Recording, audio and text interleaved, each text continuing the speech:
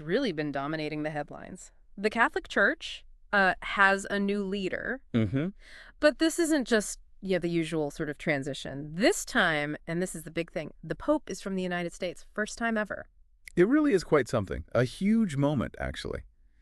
Robert Francis Prevost, now Pope Leo XIV. Leo the Fourteenth. Okay. And for this deep dive, we've been looking through, well, all the initial news coverage, the statements, the reactions, trying to get a handle on this historic appointment. Right. What actually happened, and maybe more importantly, why it matters? What does it mean for, for people listening? Exactly.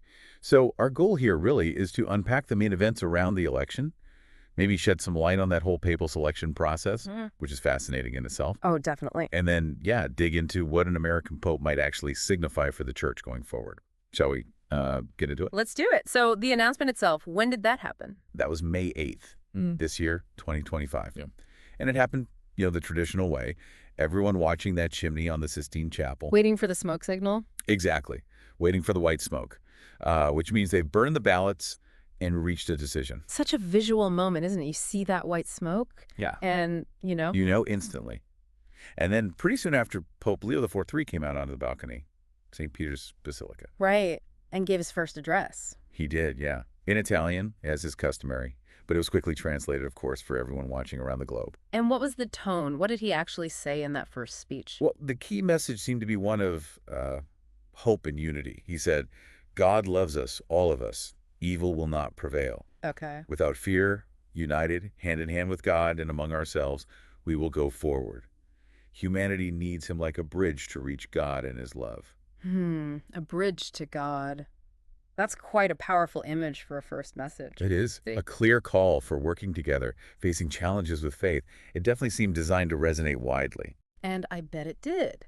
Now, you mentioned reactions, obviously a big global event, but what about back here in the U.S., especially given he's American? Yeah, absolutely. And specifically Chicago, which is his hometown, that connection was highlighted quite a bit. Oh, really? Like who? Well, Barack and Michelle Obama, for instance. They put out a statement pretty quickly on X, Okay. congratulating him, noting the historic nature of it, Yeah. offering prayers. And they specifically mentioned being fellow Chicagoans. Ah, that's a nice touch. The hometown pride angle. Definitely. And Mayor Brandon Johnson from Chicago, too. He was also on X. Pretty enthusiastic. He had this line, everything dope, including the Pope, comes from Chicago. Huh. Okay, that's memorable. Yeah. And he also mentioned hoping for a visit back home soon. So Yeah. you really felt that local connection being celebrated alongside the global significance. Right, right. Okay, so the announcement's made, the world reacts, Chicago cheers. But let's talk about how we actually got to that announcement, this conclave thing. It's not like any election most of us are familiar with. No, not at all. It's a very specific, very traditional process. It formally starts after the Pope passes away. In this case, Pope Francis died on April 11th, aged 88. Okay. And after his passing, there's a set period, 9 days usually, of mourning, the Novembiele. 9 days of mourning. Then what? Then the cardinals gather, specifically the cardinals who are eligible to vote. And that's a key point. Only cardinals under the age of 80 can actually cast a ballot.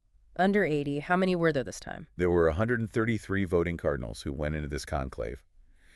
And it was relatively short this time, just 2 days. 2 days. Wow. 133 people essentially locked away, deciding the leader for, what, over 1 billion Catholics? That's pretty much it. Locked in the Sistine Chapel, voting until someone reaches the required majority. And what is that majority? How many votes does someone need? They need a majority of at least 2/3 plus 1 vote.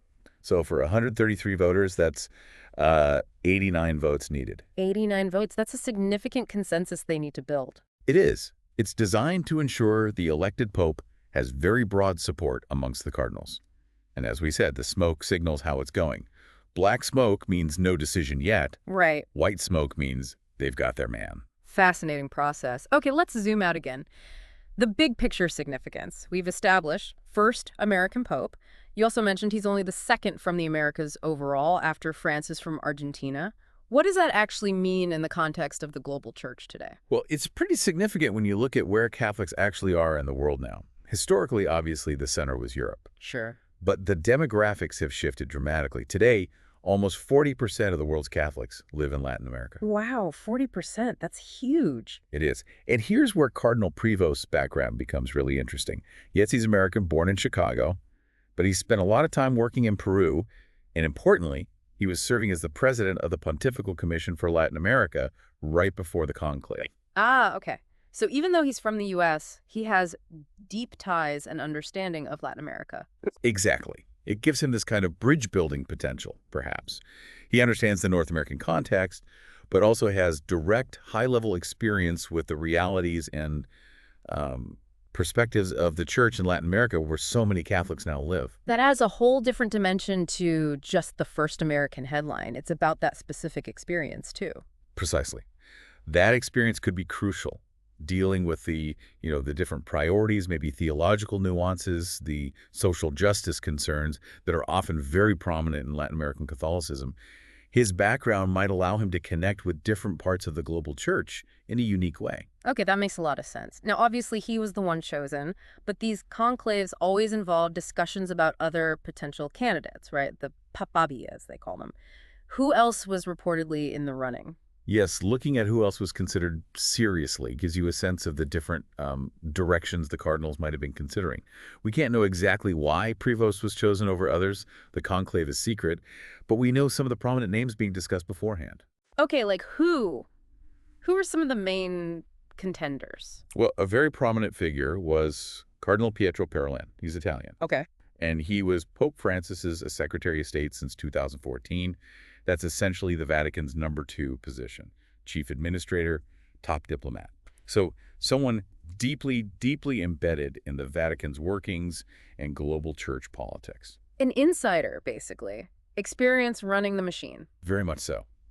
Though it's probably fair to mention his name was also connected, though he wasn't charged with anything, to that controversial London real estate deal that led to the trial of Cardinal Becciu. Right, I remember reading about that. Okay, so Parolin, the Italian insider. Who else? Another name generating significant buzz was Cardinal Fridolin Ambongo. He's from the Democratic Republic of Congo. Ah, okay, so potentially the first pope from sub-Saharan Africa. Exactly. That would have been another historic first. He's the Archbishop of Kinshasa, and he was also on Pope Francis's Council of Cardinal Advisors, so well respected. And what's his general stance known to be? He's generally seen as being on the more, perhaps, conservative or traditional side of some issues.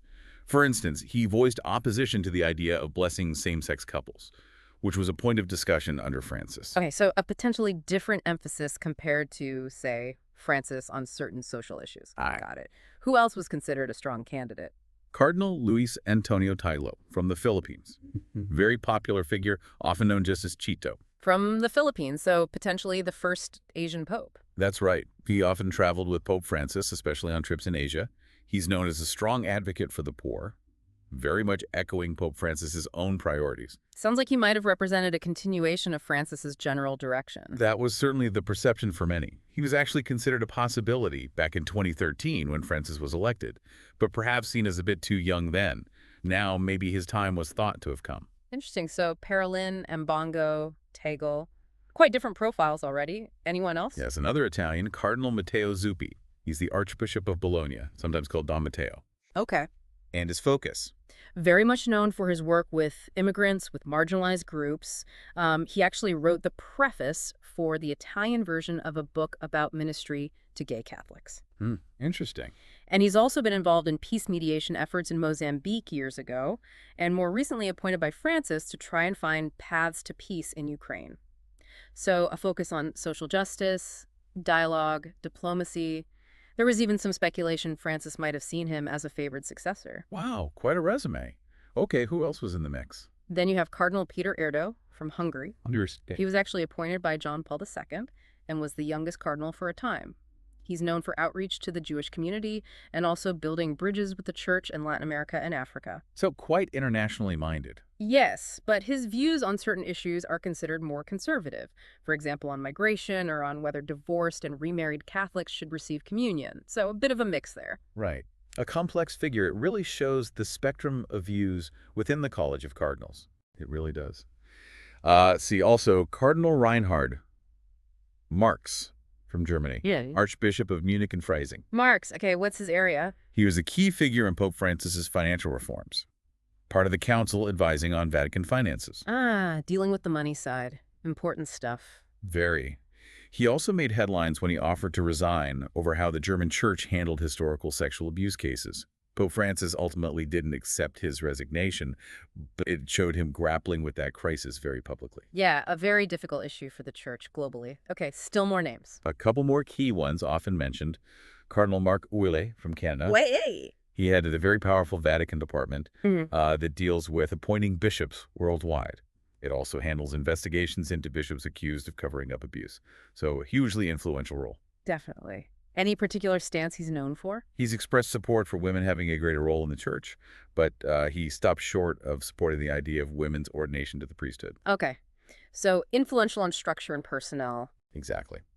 Then there's Cardinal Christoph Schönborn from Austria, former Archbishop of Vienna. Schönborn. He's been seen as more open on some social issues, voiced support for civil unions, for exploring the possibility of women deacons, and for outreach to divorced Catholics. He's also been critical in the past of how the Vatican handled some abuse cases. So perhaps representing a more progressive wing, maybe. Relatively speaking, within the College of Cardinals, yes. He's certainly pushed for discussion on some of those sensitive topics. Okay. And was there anyone else significant? One last name often mentioned was Cardinal Anders Arborelius from Sweden. Sweden. Not a traditional Catholic stronghold. No, and interestingly, he's a convert to Catholicism, became Sweden's first ever cardinal. Wow. His big theme seems to be unity.